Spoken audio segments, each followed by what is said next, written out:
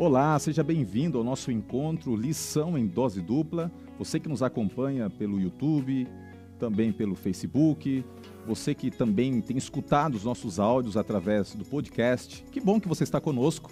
Aqui quem vos fala, pastor Roger Menezes.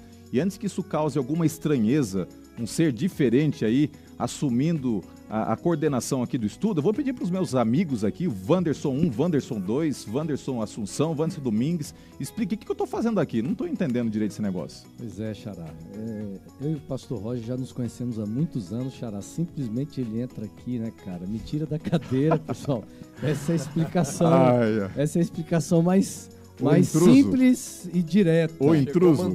Já chegou mandando, Xará. A gente tem que obedecer, né, Xará? Tem que obedecer. Eu não mando mais no programa. Antes quem mandava era eu e o Xará. Agora nem eu mando. Rapaz, eu já não mandava, né? Agora. Mas galera, como é que fica o negócio, Roger, então? Chegou para assumir aqui o nosso departamental de escola sabatina, Ministério Pessoal, ASA. Ele manda em tudo, né? Chegou mandando aqui já. Seja bem-vindo, viu, pastor? Eu sou o menor dos menores. Na verdade, eu já estive aqui uma vez participando, né, como convidado, e agora ficou a grande incógnita, né? Vai ser lição em dose dupla, lição em dose tripla, né? Então a gente pensou, o que a gente faz? E aí surgiu algumas ideias, não é isso? Tem ideias aí? Tem ideias. É o seguinte, antes de você explicar essa ideia aí, tem dois pontos aqui, viu, Xará? Primeiro é o seguinte, já meses atrás, né, Xará? Teve convidados aqui, rapaz, que chegou ao vivo e me chamava de escovão aqui no programa. O Roger chega aqui no programa, pessoal, você que está assistindo aí, ouvindo, ele chega aqui no programa e fala, escovão, sai da cadeira que é minha agora. Né? Agora, olha como é que é a vida. Ter olha... dinheiro às pessoas, mas não dá intimidade. Exato. Né? Xará, olha como é a vida, cara. Quantas vezes nós convidamos o Roger para vir aqui no programa, ele só aceitou uma vez. É muito importante. Ele nos desprezava.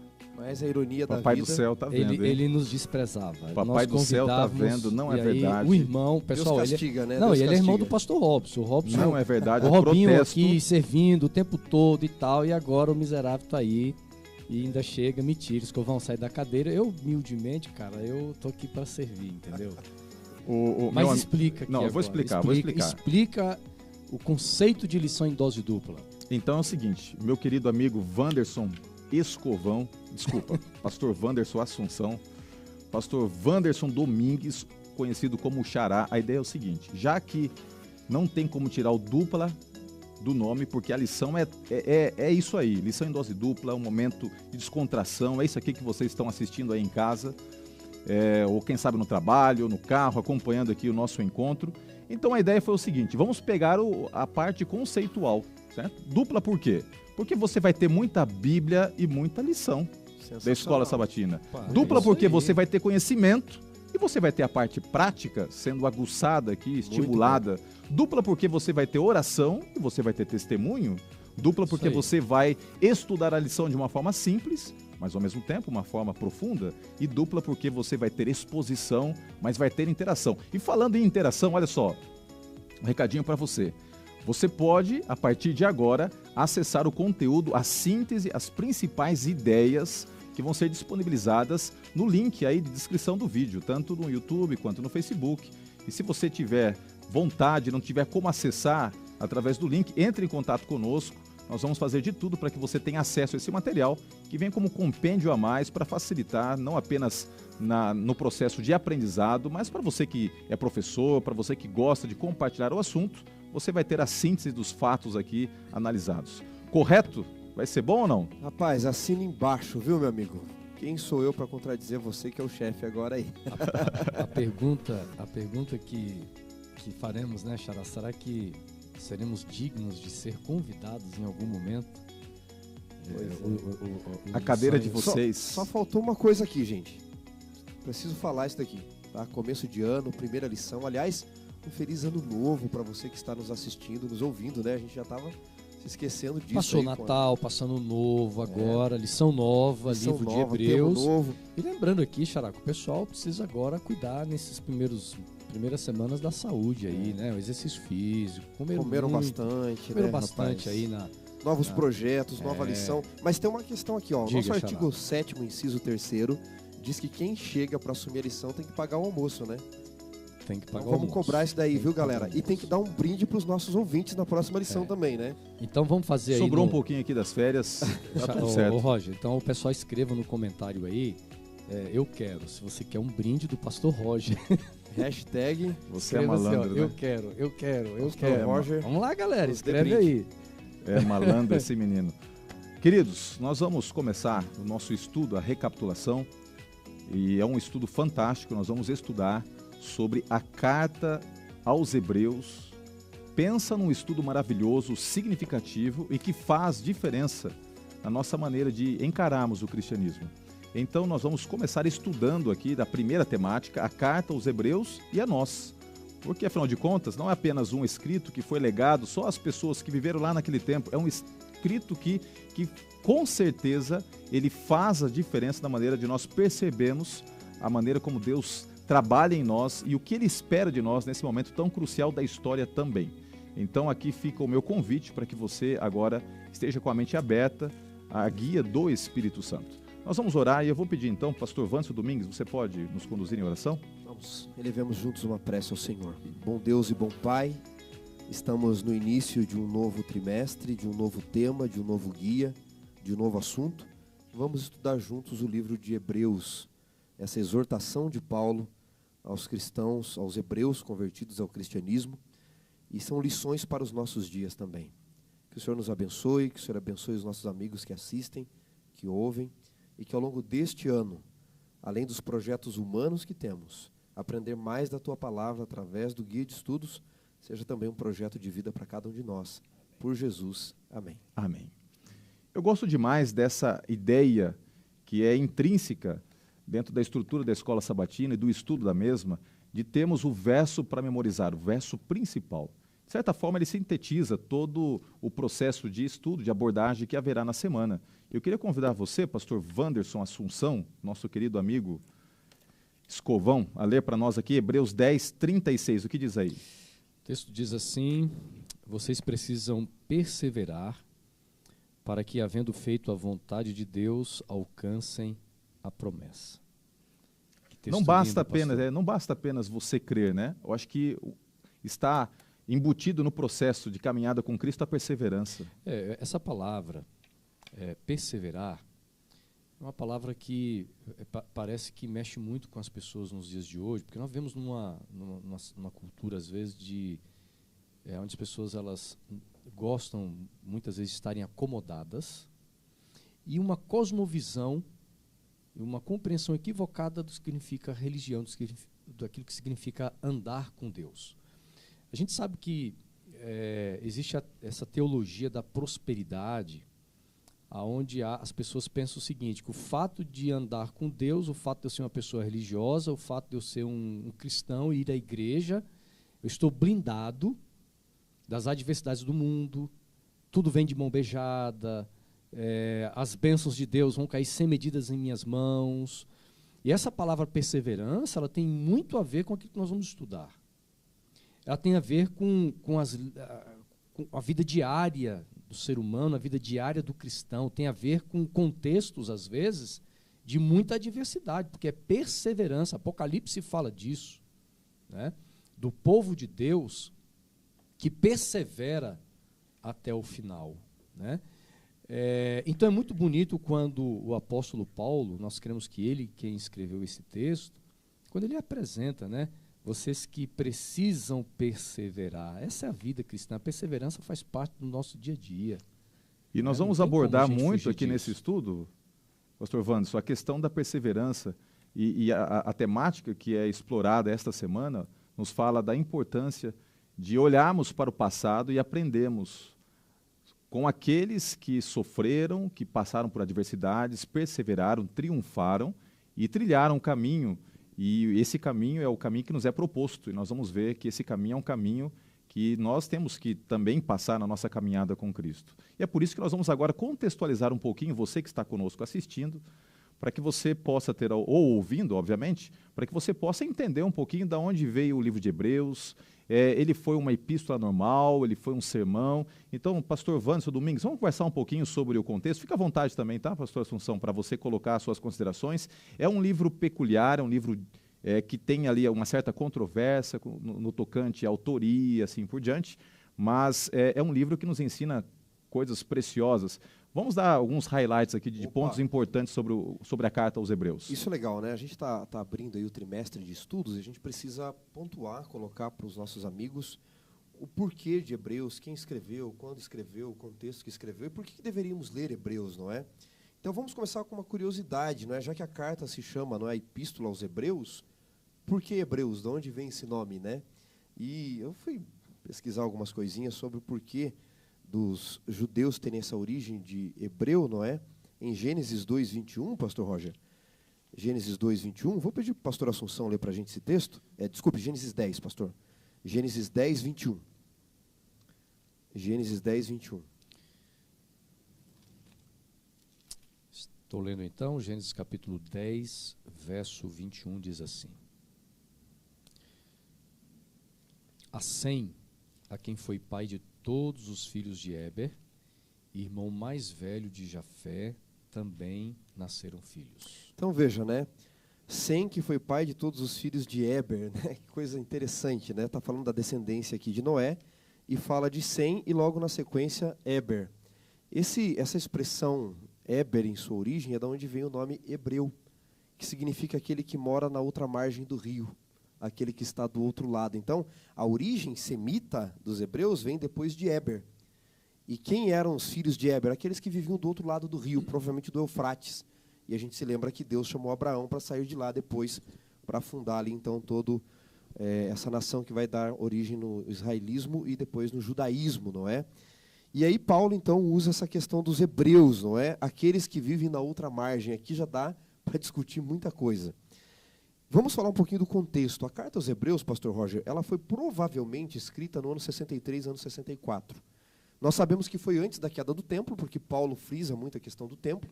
Esse é um ponto importante. Não havia sido destruído, né? Pode falar, fica à vontade. O templo ele foi destruído no ano 70. E você percebe vários indícios, né, vários indicativos no livro, no seu texto, de que a situação litúrgica no templo ainda estava presente.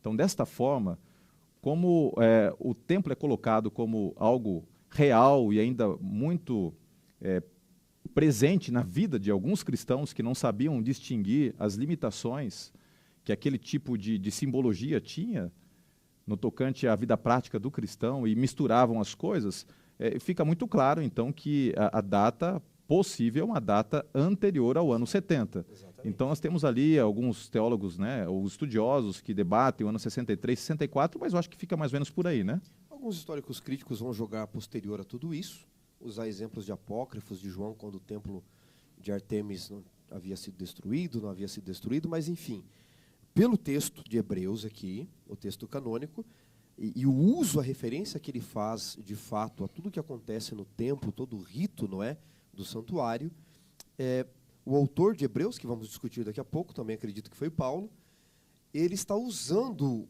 esse momento de transição do templo, porque Paulo já sabia da nulidade do templo terrestre, mas ele vai discutir especialmente, vamos ver ao longo do trimestre, o santuário celestial. Então, é um texto que faz essa ponte de transição. O contexto que eles vivem, exatamente porque o templo está em pé, é um contexto também de discussão acérrima, de perseguição àqueles que estavam, aos olhos de alguns, abandonando a origem do judaísmo para se converter a essa suposta seita que era o cristianismo. E nós vamos ver ao longo desta epístola, que para mim também é um sermão de exortação, Paulo incentivando, o autor aqui de Hebreus incentivando de fato que eles fiquem firmes o tempo todo.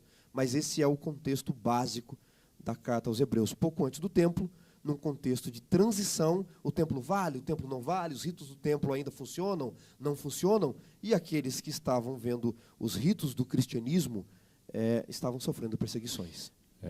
Tem um pano de fundo, né, Xará? Histórico de Roma, tanto da cidade de Roma como do Império. Nós temos Nero como imperador, nesse período. Você tem um imperador que foi um dos homens mais violentos, um dos piores imperadores no aspecto de violência. Um cara, ele não tinha limites. Por exemplo, você tem aí, alguns anos antes, você colocou a carta em mais ou menos 63. Exato. Por aí, né? Nós vamos ter, por exemplo, no ano, 2 anos antes mais ou menos, ele manda matar a sua primeira esposa, ele mandou um pouco antes ainda a matar a própria mãe, no ano 59. Ou seja, você tem uma igreja, você tem uma formação religiosa, tanto de uma comunidade judaica vivendo em Roma, como também de cristãos, vivendo num contexto de muito perigo, vamos dizer assim. Você tem um imperador terrível, sanguinário, o indivíduo que, no ano seguinte, Xará, é interessante a gente ter esse parâmetro mais ou menos aqui cronológico, porque o ano 64 é o ano do incêndio de Roma. Tá certo? Então é muito importante a gente entender, porque a partir do ano 64, a perseguição ela fica mais acirrada ainda a essa igreja, que ela já sofre dificuldades aqui. Né? Então nós temos esse pano de fundo, Nero como imperador, a igreja já vivendo esse contexto de dificuldades, de certas perseguições, também por parte de judeus, né, a Galileia estava muito agitada desde 62, agitada, né? exatamente. Você tem uma agitação na Galileia, você tem em Roma judeus não convertidos ao cristianismo, que perseguem os judeus cristãos, e neste contexto social tenso demais, Paulo ele escreve um sermão para exortar, para confortar, para orientar aquela igreja que vivia num cenário deste aí. Você chegou num ponto muito importante, o fato de que muitos críticos eles questionam a estrutura do livro, afirmando que os moldes, a maneira como ele é colocado no seu posicionamento linguístico, não se encaixa muito com outros escritos do apóstolo Paulo. Agora tem uma coisa importante que nós temos que destacar. Você é um pregador, né? E todos nós aqui temos, dentre os nossos ofícios, a responsabilidade de apresentar sermões. Uma coisa é quando você senta para escrever um livro, outra coisa é quando você está pregando. Existe uma diferença até mesmo na maneira como você articula a sua expressão, né, gramatical ao estar escrevendo, ou estar falando e assim por diante. E ao que tudo indica, o livro de Hebreus, na verdade, não é um livro, foi um sermão registrado. Nós temos alguns sermões na Bíblia, temos ali em Atos 2, Pedro possivelmente pregando, e as palavras dele são registradas num sermão muito sucinto. Outros sermões, Atos até 7, de Cristo, né? Até de Cristo, nós temos 7, é o sermão de Estevão. O próprio Sermão da Montanha. Agora, aqui, ao que tudo indica, foi um sermão do apóstolo Paulo que foi transcrito, e esse sermão ele serve de uma inspiração. Até por isso a gente pode descartar esse posicionamento estritamente crítico de dizer que as coisas não fecham muito na maneira como Paulo escreveu ali para os filipenses, para os efésios, que não combinam, porque era um sermão possivelmente feito pelo apóstolo Paulo e registrado, e com uma intencionalidade que nós vamos destacar depois. Alguns dizem que o autor teria sido Silas, outros dizem que é Clemente de Roma, tem gente que diz que foi Lucas, tem gente que diz que foi Barnabé, mas existem muitas evidências, nós não temos tempo para trabalhar essas evidências, mas nós temos aí talvez mais de 10 pontos que favorecem a ideia, que é corroborada inclusive por essa grande escritora, uma mulher de Deus chamada Ellen White. Nossa visão também respeita muito a revelação profética, em que se aponta o apóstolo Paulo como sendo o autor da epístola. É verdade, Ellen White ela confirma que foi Paulo, não é? Mas nós temos várias evidências, né, pastor Roger? De fato, alguns questionam o estilo literário, a ausência do nome, né? Parece que tem um conhecimento de segunda mão do evangelho, dizem os críticos, mas tudo isso para tentar desautorizar Hebreus como epístola paulina. Por outro lado, vou mencionar rapidamente aqui 3 pontos sobre a autoria paulina e a importância disso para nós. Primeiro, o papiro 46, o P46, que é um papiro do início, final do segundo século, início do terceiro, ele já colocava desculpa, é um pergaminho, não um papiro, nesse pergaminho, a epístola aos Romanos, Coríntios, a primeira e a segunda, Efésios, Filipenses e Hebreus, como autoria paulina. Então, um texto antiguíssimo, ali do final do segundo século para início do terceiro século, que já trazia Hebreus como de Paulo. São fontes externas, né? Exatamente. O concílio, o sínodo de Cartago, também, no ano 419, afirmava que era epístola paulina. No cânon de 313, ali mais ou menos, firmado em Niceia, também até o sexto século, ninguém questionava a autoria paulina. É a partir desse 6º século, quando você já tem ali o renascentismo e a crítica surgindo, que você tem, então, um questionamento não só da Epístola Paulina, como de outros livros da Bíblia. Mas nós temos evidências internas, assim, de que são de Paulo. Quando você vê ali as exortações, como você falou do sermão, você pega ali o ataque contra aqueles judeus que não acreditavam no santuário celestial e só no terrestre. Você tem isso em Tessalonicenses, na 2ª carta. Você tem essa referência em Hebreus, em Romanos, capítulo 15, parecida com dos Hebreus. Então, você tem estilos paulinos parecidos também. Inclusive, no encerramento das epístolas, era comum Paulo adotar uma abordagem bem mais informal e fazer menção a amigos. E é interessante que aqui no final da epístola, no capítulo 13, você tem uma situação muito similar a outros escritos paulinos, quando ele diz o seguinte, olha, no verso 22... Rogo-vos ainda, irmãos, que suporteis a presente palavra de exortação, tanto mais quanto vos escrevi resumidamente. Agora, presta atenção, verso 23. Notifico-vos que o irmão Timóteo foi posto em liberdade, com ele, caso venha logo, vos verei. Então, era comum Paulo fazer menção a amigos, dizer como ele estava, mencionar pessoas, e aqui a gente, por mais que não seja uma evidência conclusiva, aponta uma similaridade nos escritos de Paulo. Esse texto tem um detalhe interessante, porque o camarada na Bíblia que é mais próximo de Paulo não é Silas, não é Barnabé, é Timóteo. Inclusive, nas 2 cartas que ele escreve a Timóteo, ele o chama de meu amado filho. E era quem ele, quando tinha oportunidade, mais gostava de enviar como seu representante. Então, tudo isso remete de que Paulo seja o autor. Só que, para mim, o maior argumento de que Paulo pode ser o autor, embora a conclusão, as evidências não apontem 100%, a maior evidência, para mim, enquanto teólogo, de que Paulo é o autor, sabe qual é? Não são as evidências a favor de Paulo que nós mencionamos. São as evidências a favor dos outros. São fraquíssimas, de Clemente, de Maria, de qualquer outro que possa ter escrito, como você já mencionou aí, elas são muito, muito limitadas. Ou Paulo escreveu Hebreus, ou mais ninguém escreveu. Ok, vamos avançar porque nós temos muitas coisas lindas para abordar nesse estudo. E é interessante que a gente percebe, ao estudarmos a lição, que a epístola é muito rica e ela apresenta como pano de fundo a situação que a igreja vivenciava naqueles dias. E a igreja ela começa triunfando. Obviamente que no momento inicial do cristianismo, você tem nitidamente no livro de Atos várias manifestações sobrenaturais, Deus agindo, o Espírito Santo trabalhando com a igreja, para que a igreja pudesse alcançar os desígnios estabelecidos por Deus para o avanço do seu reino aqui na terra. A igreja é o corpo de Cristo. E não por acaso você percebe, para que houvesse a ratificação de um processo, a confirmação do mesmo, vários elementos sobrenaturais, o Espírito agindo, de maneira externa operando maravilhas, e de maneira interna também promovendo transformação, libertando as pessoas das prisões espirituais, e a lição vai trabalhar isso.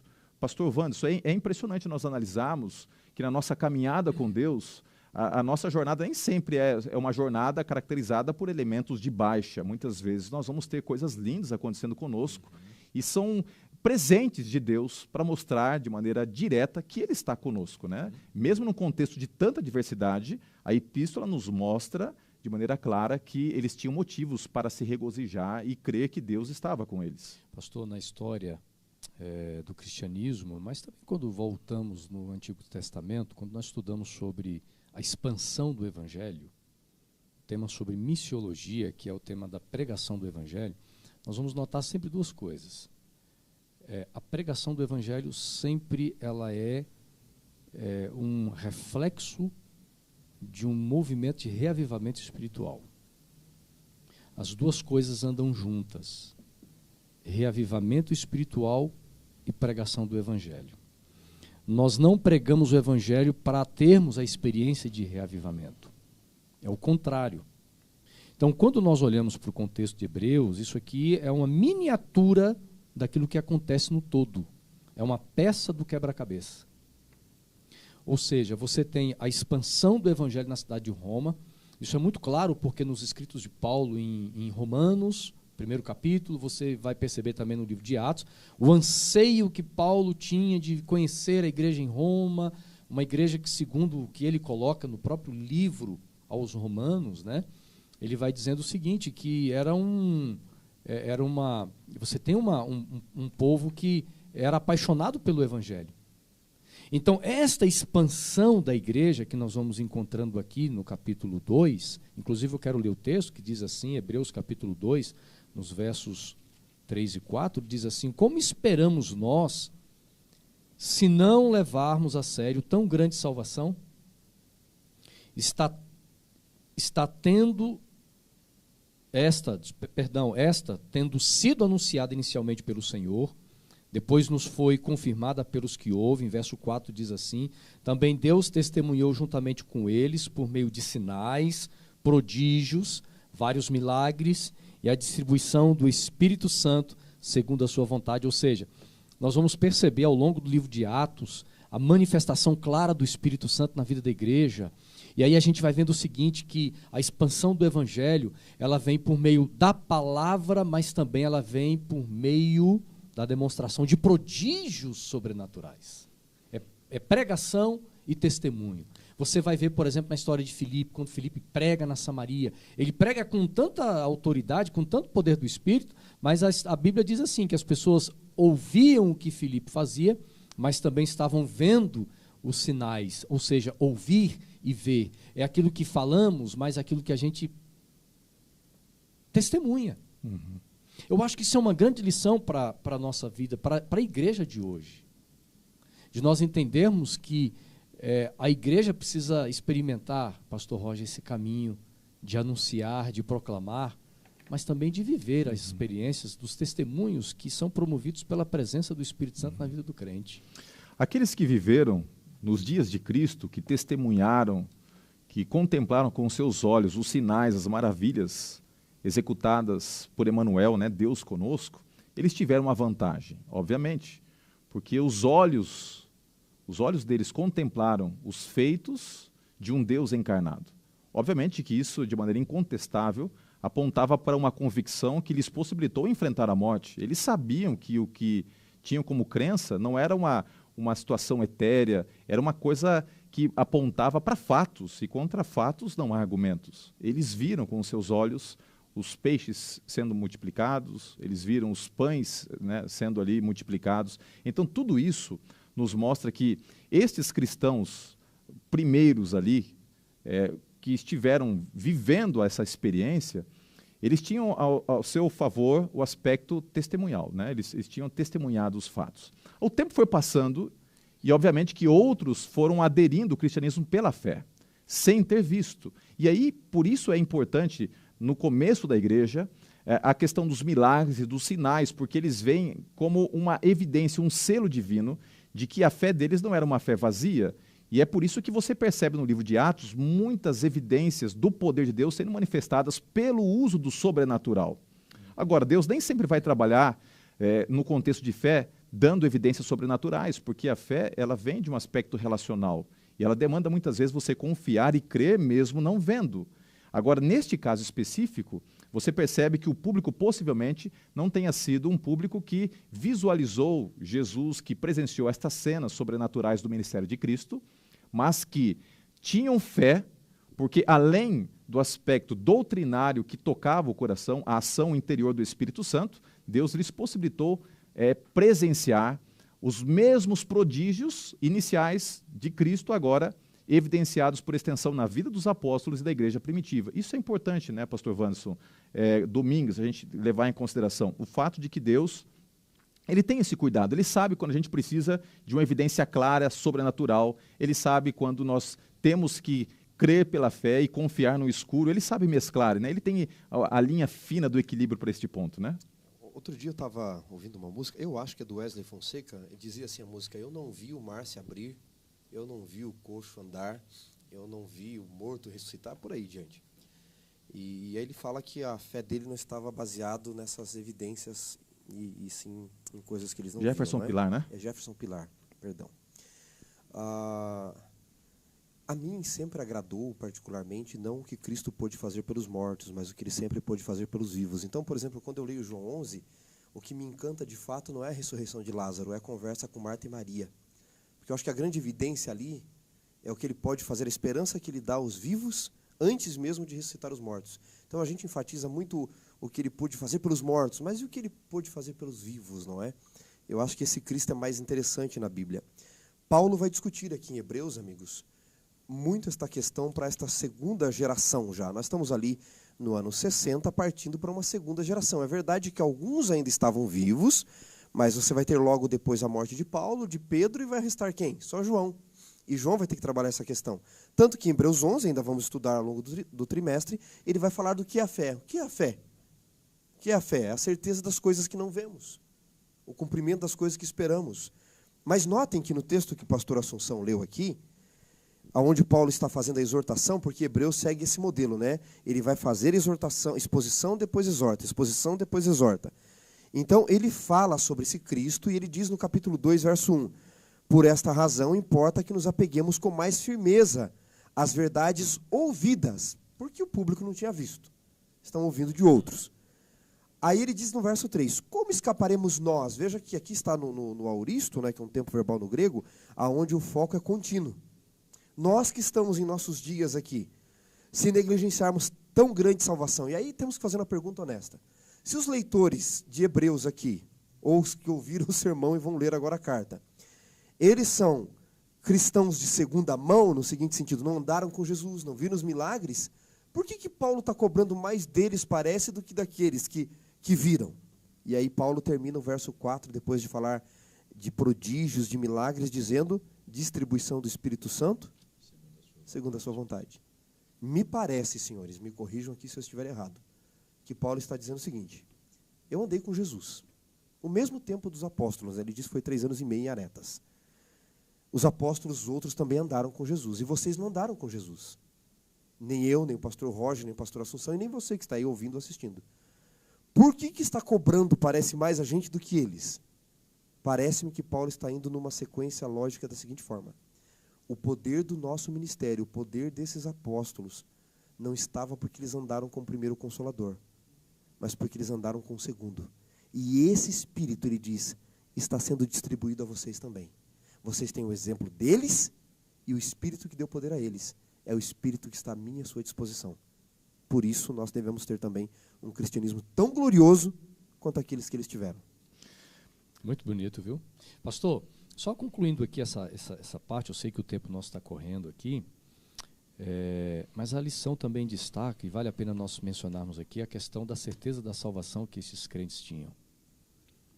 Porque sinais e maravilhas, o próprio Cristo, ele alertou, tenham cuidado com falsos cristos, com falsos apóstolos, com sinais e maravilhas, que muitas vezes confundem as pessoas, e a gente sabe que nos tempos finais, nos nossos dias, vão haver manifestações sobrenaturais, mas não tem origem na pessoa do Espírito Santo. Ou seja, a centralidade da convicção, da fé, da alegria, era confirmado pela palavra e pelas experiências sobrenaturais, como nós mencionamos aqui, mas também tinha a certeza da salvação que esta geração experimentava. A certeza da salvação, a certeza de que seus pecados eram perdoados e de que eles eram uma nova criatura. Eu acho que isso é fundamental na vida de um cristão. De você viver na alegria da certeza da salvação. Porque a partir daí, as portas vão se abrindo, ou seja, não adianta eu ouvir palavra, não adianta eu crer na palavra, não adianta eu buscar sinais, prodígios e maravilhas, se eu não estou vivendo essa certeza da salvação. Até porque tem uma questão, nós vamos falar dos últimos dias ainda, a questão escatológica. Não se esqueçam que Jesus foi de fato conhecido como um varão por prodígios e sinais. Pedro fala disso, né, em Atos, no discurso dele de Atos. Só que nos últimos dias, e a gente vai chegar lá, onde vai cair o fogo? Não é no altar de Elias. O fogo vai descer no altar errado. Apocalipse capítulo 16, Apocalipse 17, eles vão falar um pouco disso. Apocalipse 11, que diz que a besta do mar da terra faz fogo descer do céu. Ou seja, se eu confiar... Também, capítulo 16, quando fala ali da trindade do mal, espíritos imundos, espíritos de rãs, que vão realizar prodígios e sinais. Exato. Ou seja, nos últimos dias o fogo vai descer no altar errado. Ou eu confio no sacerdote e no santuário celestial, na guia do Espírito Santo, ou se eu for um cristão que vai atrás de milagres e curas, cuidado, não é no altar de Elias que vai descer o fogo.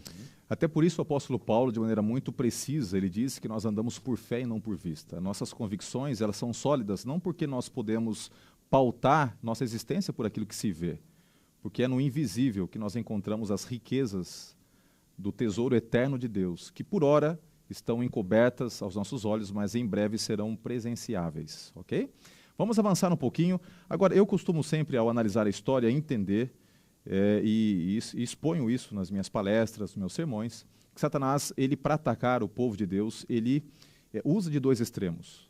O primeiro extremo é a perseguição absoluta, a intimidação.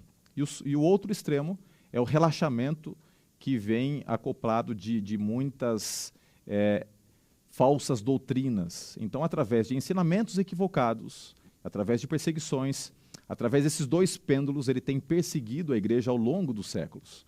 E tem uma coisa que traz no coração de Satanás, né, algeriza, pavor, é quando ele vê o reino de Deus avançando. Quando ele presencia a igreja estendendo seus domínios pelo mundo no primeiro século, ele monta uma estratégia que é a estratégia da intimidação. E Satanás ataca a igreja com todas as forças. E os cristãos que receberam este sermão, né, o sermão do livro de Hebreus, posteriormente o registro do mesmo, esta epístola, eles sabiam que era estar sofrendo por Jesus. Porque ao mesmo tempo que a igreja ela começa triunfante, ela vai avançando, e ela vai conquistando espaço, milagres acontecendo, e os relatos percorrendo a terra, Satanás ele não fica parado. E aí vem um detalhe importante para você que está assistindo. Saiba de uma coisa, Satanás nunca vai ficar de braços cruzados enquanto você está caminhando com Deus e triunfando. Ele vai te atacar, em algum momento ele vai te perseguir, ele vai te intimidar, mas em Cristo Jesus nós somos mais do que vencedores. E aqueles cristãos estavam passando por essa experiência agora de ver o outro lado da moeda, sentindo a dor e os espinhos de caminhar com Cristo Jesus. É por isso que no capítulo 10, o verso 32, nós lemos o seguinte: lembrai-vos, porém, dos dias anteriores, em que depois de iluminados, sustentastes grande luta e sofrimentos.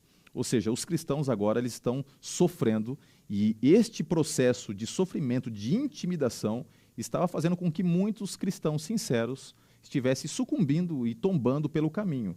Isso é um problema, porque muitas pessoas têm essa ideia de que se eu estou com Cristo, Ele vai me proteger, Ele vai me blindar, meu carro nunca vai bater, a casa não vai pegar fogo, eu não vou perder o emprego. E quando chega a adversidade, alguns sentem que essa adversidade nada mais é do que a ausência de Deus. Como a gente pode fazer para passar por isso tudo, tendo confiança e certeza que Deus está conosco, pastor Assunção? Pastor Roger, amigos, é o seguinte. Há várias maneiras de Deus se revelar. A gente está falando aqui sobre esse tema, e outros vão agregando aqui, sobre sofrimento, as perseguições. Dentro desse cenário da revelação de Deus, Deus se revela pela palavra, Deus se revela pela natureza. A gente já estudou aqui, né? O evangelho chegou a essas pessoas por meio da palavra, proclamação. Mas também a experiência que nós temos diante de adversidades, a gente pode conhecer mais a natureza de Deus. As pessoas, às vezes, elas tentam entender temas complexos. Por exemplo, esse é um. Se Deus é amor, por que existe o mal? Porque as pessoas morrem? Porque inocentes sofrem? As pessoas questionam. E eu acompanho, eu sigo nas redes sociais muitos pastores, e alguns abrem aquelas caixinhas de pergunta, né? As pessoas ficam perguntando ali, e eu chego a uma conclusão. A maioria das perguntas que as pessoas fazem significam que elas não estudam a palavra de Deus. Elas querem que alguém dê de mão beijada uma resposta. E às vezes um ser humano como eu respondo, mas não é uma resposta que também convence as pessoas. Então, o cenário que a gente está vendo aqui desses cristãos, como você leu, pastor Roger, o texto, eu continuo lendo um pouquinho a mais aqui, o verso 32, olha o que diz a Bíblia: em certos momentos vocês foram transformados em espetáculo, tanto para serem insultados, quanto para serem maltratados. Em outros vocês se tornaram coparticipantes com aqueles que foram tratados assim. Verso 34, do capítulo 10 de Hebreus: porque vocês não apenas se compadecem dos encarcerados, mas também aceitam com alegria a expoliação dos seus bens, porque sabiam que tinham um patrimônio superior e durável. Ou seja, após esse período de festa, vamos dizer assim, esse período de alegria do Evangelho, é claro, você mencionou aqui, o diabo não fica parado, você tem as consequências da verdade, né, em contextos diferentes. Mas os cristãos, mesmo na adversidade, na perseguição, no sofrimento, ali eles conheceram o outro lado de Deus. Então há um lado de Deus que eu só vou conhecer no sofrimento. O Xará já compartilhou com a gente aqui algumas lutas que ele teve na vida. Eu tenho certeza, Xará, que nesses momentos você conheceu uma outra face de Deus. Uma face que na prosperidade às vezes a gente não consegue ver. Às vezes no momento de prosperidade material a gente não consegue ver aquela face de Deus. Mas quando eu estou no deserto, você percebe a história de Israel. Você menciona Hebreus, a origem dos israelitas lá no passado, da tribo em Sem, que era um dos filhos de Noé. Você vai ver o povo no deserto. O povo no deserto conheceu um lado de Deus que eles não conheciam. Foi no sofrimento. Então, amigo e amiga, não menospreze o sofrimento, dê graças a Deus no sofrimento, glorifique a Deus no sofrimento, porque no sofrimento Deus não te abandona, Ele está com você. Paulo aqui diz no verso 35, portanto, não percam a confiança de vocês, porque ela, ou seja, a confiança, tem grande recompensa. Vocês precisam perseverar para que, havendo feito a vontade de Deus, alcance a promessa. Isso é lindo demais.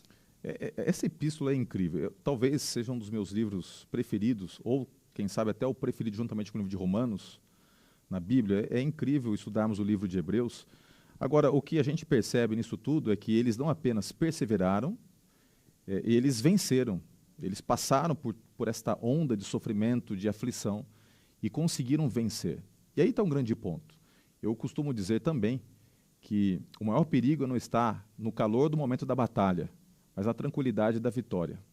Porque, às vezes, quando a adrenalina baixa, quando você está agora saboreando, né, os louros da vitória, é que você pode ser tentado a sucumbir. E você percebe isso nitidamente na vida de alguns homens, como Davi, quando estava ali na tranquilidade, ele cometeu pecados que talvez estivesse ali num contexto de guerra não cometeria, né, sentindo a maior dependência de Deus. O tema, viu, pastor? O tema aqui da lição de segunda é a luta, né? Ou seja, lutar não significa derrota. Pelo contrário, a luta nos desenvolve dependência. Agora, depois que passaram por essa situação de adversidade e triunfaram, a gente percebe no relato do livro de Hebreus que isso foi gerando um mal-estar. A lição vai trazer um paralelo, pastor Vanso Domingues, com Elias, né? Elias teve uma grande batalha ali travada no Carmelo, e Deus se manifesta, Deus manda fogo, Deus manda chuva, Deus mostra que está com Elias, e de repente, passado todo este calor do momento dessa batalha espiritual, ele é intimidado por uma mulher e de maneira inexplicável ele cede a esta pressão ali, colocada por Jezabel, e ele entra numa depressão espiritual. O que aconteceu com Elias a gente pode perceber que é refletido de uma maneira mais ampla com os cristãos que estavam ali, sendo representados pelos hebreus, e conosco também, né? Às vezes, depois de uma grande vitória, nós corremos o risco de nos esmorecermos espiritualmente. Grandes homens da Bíblia não caíram no momento de provação em si, mas depois da vitória. Aconteceu com Gideão, quando armou a estola sacerdotal. Isso aconteceu com Elias, depois de vencer os profetas no Monte Carmelo, os profetas de Baal. E a situação não era bem como ele queria. E o povo hebreu, depois de passar por uma grande luta, eles enfrentaram uma pressão externa. Agora eles estavam enfrentando problemas externos, não é? E a lição de terça traz algumas coisas interessantes que eu selecionei aqui, pastor. Vou apenas mencionar pelo tempo, são muitos textos, mas você pode conferir aí depois. Então, Hebreus 2:18, 3:12 ao 13, 4:15, 10:25 em especial, fala que alguns estavam se desviando da verdade depois dessa provação. Alguns foram perseguidos porque mantinham a simplicidade da fé, Hebreus 4:15. Hebreus 10:25 fala que alguns começaram a deixar de congregar porque haviam pressões e dificuldades de relacionamento. Agora, quando a gente vai para Hebreus capítulo 11, juntando toda essa pressão interna e externa, a gente começa a ver que cristianismo, ele não é para termos busca de felicidade nesse mundo. O cristianismo é para vivermos por um propósito. E Hebreus 11:35 é um golpe mortal na teologia da prosperidade, ou seja, naqueles que ensinam que cristianismo é para você ter dinheiro, cristianismo é para você viver sempre bem, cristianismo é sempre feliz. Não. Em Hebreus 11:35, porque Paulo vai no ascendente, ele diz assim, ó, mulheres receberam pela ressurreição seus mortos, alguns foram torturados, não aceitando o seu resgate, para obterem superior ressurreição. Outros passaram pela prova de escárnios, açoites, algemas, prisões, apedrejados, provados, cerrados ao meio, mortos ao fio da espada, peregrinos, vestidos em peles de ovelha, de cabras, necessitados, afligidos, maltratados, homens dos quais o mundo não era digno. E você e eu esperamos o quê? Ou seja, essa luta que os hebreus estavam enfrentando ali, convertidos nesse momento, que a igreja cristã estava enfrentando, Paulo usa o exemplo das lutas passadas e diz, em todo tempo os cristãos sofreram pressões externas ou internas. E você e eu, nos dias de hoje, nós vamos sofrer também. Se vocês me permitirem aqui rapidamente, é aquela velha história do rei que era ateu, do servo que era cristão, e o rei zomba dizendo, eu sou ateu, você é um cristão. E você é um servo, um escravo, eu sou um rei. E o servo diz, você caça, né? Sim. Você dá o tiro em 2 patos, um cai morto, o outro ferido, atrás do qual o senhor vai? E o rei diz, olha, eu vou atrás do ferido, porque o morto já é meu. Ele diz, pois bem, na vida nós somos os patos, Satanás é o caçador. O senhor já está morto. Ele não precisa te perseguir. Mas eu estou ferido, perseguido, judiado, sangrando, mas estou vivo. Então, as perseguições fazem parte da carreira com Cristo. Viu, Xará? Isso é tão importante, pastor Roger, porque essa questão do martírio, nós vamos encontrar em Atos capítulo 1, verso 8, vocês serão testemunhas, isso é martírio. Embora não estejamos vivendo num contexto hoje no Brasil de martírio, mas isso acontece em alguns lugares aí, África, norte da África, em alguns lugares onde os cristãos são perseguidos, a gente precisa entender o seguinte, que há uma outra forma de perseguição que ela já está muito latente em nossos dias. Hoje, por exemplo, se você, dependendo da temática, você defende uma ideia publicamente, numa rodinha de conversa com amigos do trabalho, da faculdade, ou até mesmo nas redes sociais, você é cancelado. Então, falando de uma forma bem clara, não vai demorar muito aonde pastores adventistas vão estar assim, ó, na encruzilhada. Ou eu continuo a defender aquilo que eu creio e vou preso, ou não. E não só pastores. Porque, veja bem, olhando essa lição de terça-feira, a gente encontra aqui que, além destas perseguições que foram de cunho físico, mas também de uma forma, porque a perseguição física, quando a gente estuda aí os judeus que foram perseguidos na Segunda Guerra Mundial, é interessante aquele livro de Viktor Frankl, Em Busca de Sentido. Ele trabalha um pouco ali as questões, a leitura que ele fazia das emoções dos judeus que ele viveu junto nos campos de concentração. A perseguição física, ela é uma porta de entrada para destruir a mente do indivíduo. Ou seja, a perseguição emocional, que ela é mais violenta, muitas vezes, do que a física. E estes cristãos também, eles foram perseguidos emocionalmente, e isso, queira ou não, aí vem o ponto, né?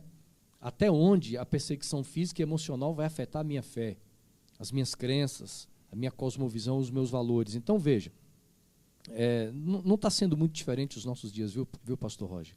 É verdade. Aonde a gente precisa continuar firme, porque eu vejo aqui, ó, ataques verbais, ataques contra a honra do cristão, né? E a gente vive nessa sociedade hoje da cultura do cancelamento.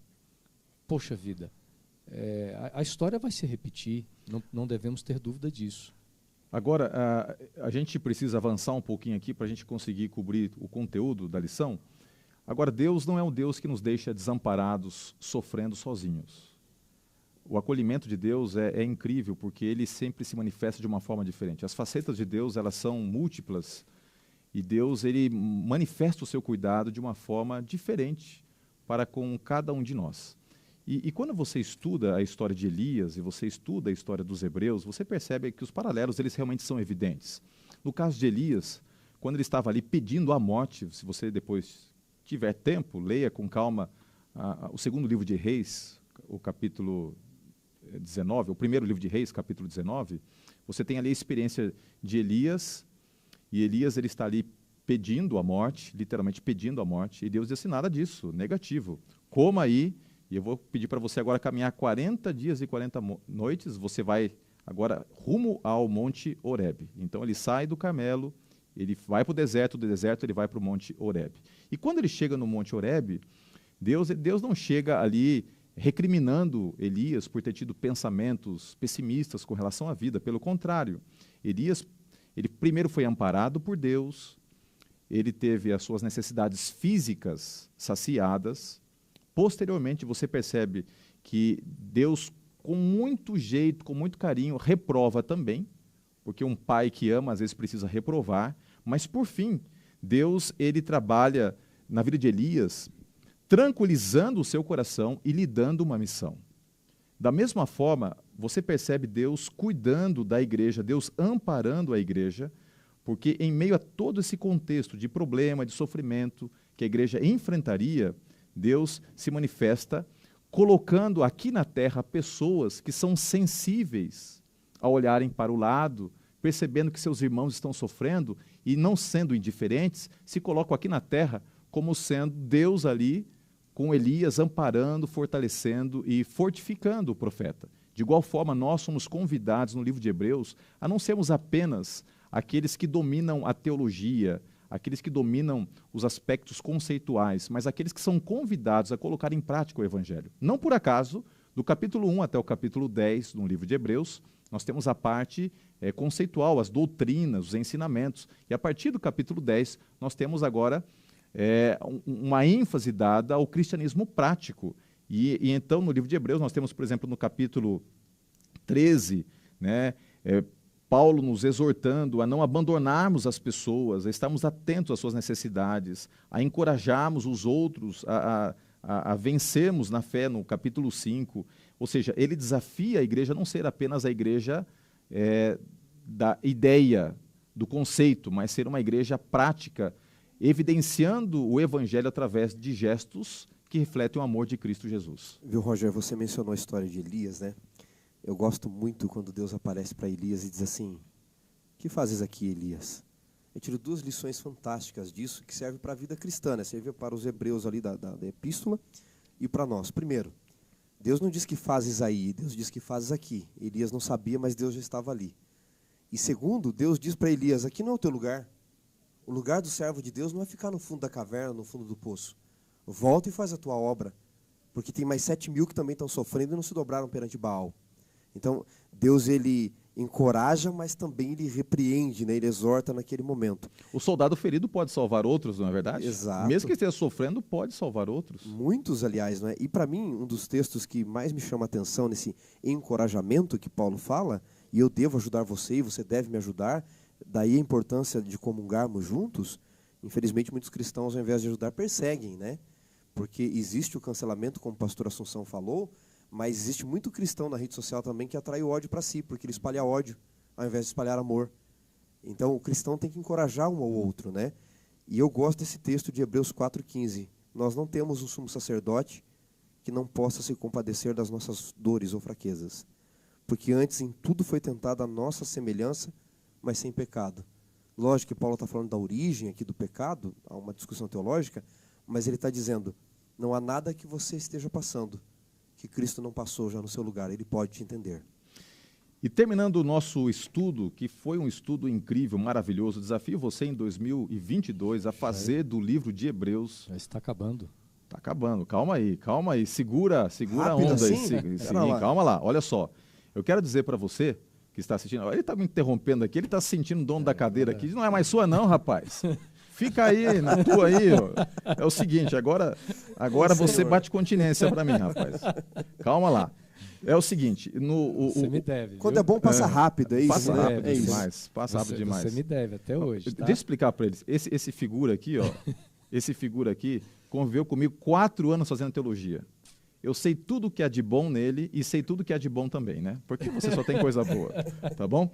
Mas é o seguinte, nesses últimos dias, essa expressão que é usada, né, aqui na lição é uma expressão idiomática que é extraída ali em Hebreus 1, verso 2, quando Paulo ele dá a entender, ao escrever, ou enfim, ao pregar e ter esse sermão transcrito, a ideia de que ele tem uma visão não apenas no que aconteceu, no que está acontecendo, mas no que vai acontecer. Paulo ele tinha essa sensibilidade, o autor de Hebreus ele deixa muito claro isso, essa sensibilidade de aguardar por aquilo que é iminente, por aquilo que está por vir. E eu acredito que na nossa vida, como cristãos, nós devemos estar atentos a isso. Uma coisa é você ficar olhando só para trás, outra coisa é você olhar só para o presente, você corre o risco de defender aí uma teologia só de ênfase social, mas nós somos convidados, exortados em Hebreus, a olharmos para frente. E ao olharmos para frente, entendendo que a iminência da volta de Cristo nos motiva a crer que dentro de pouco tempo aquele que há de vir virá e não tardará. Como a epístola, de maneira muito efetiva, coloca. Aguenta só um pouquinho, esses sofrimentos vão passar, Jesus virá com poder e grande glória. E tudo isso vai ser pretérito. E é interessante também destacarmos aqui que os dois pontos que devem estar presentes na nossa vida, no tocante a olharmos para frente e para cima, está no fato de que nós devemos manter nossos olhos fixos em Cristo Jesus, porque quem não tem o seu olhar fixo em Cristo Jesus, ele fica pelo caminho e ele não tem essa disposição de crer que aquele pelo qual ele contempla pela fé um dia será visível e patente aos seus olhos de maneira real, fisicamente. E o segundo aspecto, além de manter os olhos fixos em Jesus, é também lutar contra as pressões e as estratégias de Satanás. No caso aqui ele coloca a imoralidade e a cobiça, que é uma estratégia que foi usada inclusive por Balaão, lá introduzindo todo aquele engano que acabou trazendo toda aquela mortandade lá, naquele caso específico lá de Baal-Peor.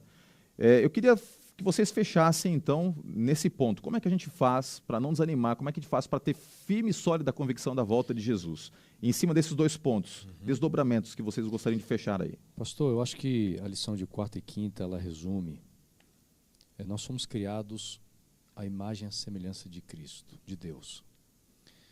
Paulo fala em 2 Coríntios capítulo 5, 17, que aquele que está em Cristo é uma nova criatura. A nova criatura não é um ser, um homem ou uma mulher que foi melhorado, mas é uma nova pessoa. E essa nova criatura, nós temos que viver a imagem e a semelhança de Cristo. Ou seja, eu vivo no testemunho, como diz a lição de quarta, ajudando uns aos outros, como Cristo fez. E Paulo experimentou sofrimentos, ele sabia o que era sofrer e sabia o que era consolar. E aqui no final da lição de quinta, é viver olhando além do Rio Jordão para a terra prometida. É saber o seguinte, qual é a minha postura como cristão viver à margem do Rio Jordão? Não é olhando para o Egito, não é querendo levantar um novo líder que, segundo a minha visão de vida, aquilo que eu acho vai ser melhor. Mas é entendendo o seguinte, o caminho para passar o Rio Jordão é difícil, porque exige um milagre de Deus. As águas são muito altas, o rio é cauduloso, mas é preciso um milagre. Deus vai abrir e a gente vai passar, né? Então, a exortação de Deus para a gente hoje é essa, sabe? É viver olhando para depois do Rio Jordão, porque a terra prometida está chegando, mas a gente viver ainda nos milagres que Deus tem para a nossa vida nos dias finais. Jesus está voltando e muitos milagres vão acontecer diante dos nossos olhos, coisas extraordinárias. Olhando para o céu já pela fé, mas atento às ciladas que são colocadas no caminho, né? Exatamente, né? Curioso é que Yordam em hebraico significa aquele que desce de Dan, né? E no Rio Jordão, que é aquele que sempre desce até o Mar Morto, o povo sempre subiu, né? Então, se você está do outro lado do Rio Jordão, você vai subir. Pastor Roger, você leu o texto de Hebreus 1, verso 2. Os últimos dias, né? Nestes últimos dias. Paulo não está falando, os nossos últimos dias, agora é uma expressão escatológica, né? Ele está falando que a cruz inaugura a consumação dos séculos. E aí, aqui que eu queria terminar, lendo Hebreus 9, verso 26. Hebreus 9, 26 diz, ora, neste caso seria necessário que ele tivesse sofrido muitas vezes desde a fundação do mundo.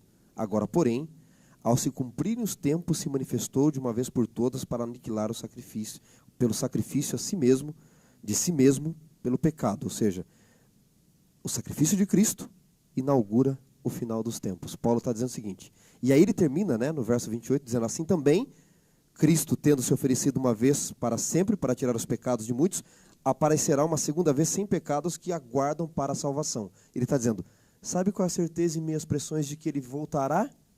É a cruz. Se você crê na cruz, você crê na justificação. E agora você crê na glorificação, então. A certeza da justificação, que é a cruz, é a mesma certeza da glorificação. Olhe para a cruz, é a consumação dos séculos inaugurada, com a glorificação, que é o fim do tempo do fim. Coisa linda, que bom que você ficou conosco até o final desse estudo. Eu recomendo você a olhar agora com muita atenção para essas duas coisas que tem em minhas mãos. Se você está ouvindo o podcast, eu vou dizer o que eu tenho aqui nas minhas mãos.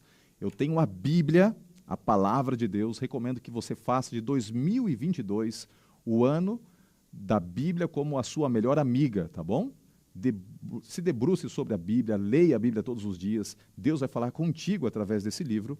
E aqui, o nosso guia de estudos, você está vendo a lição da Escola Sabatina, estudando sobre o livro de Hebreus nesse primeiro trimestre de 2022 e ajudando você a ter uma compreensão ainda mais ampla deste livro incrível que é a Palavra do Senhor.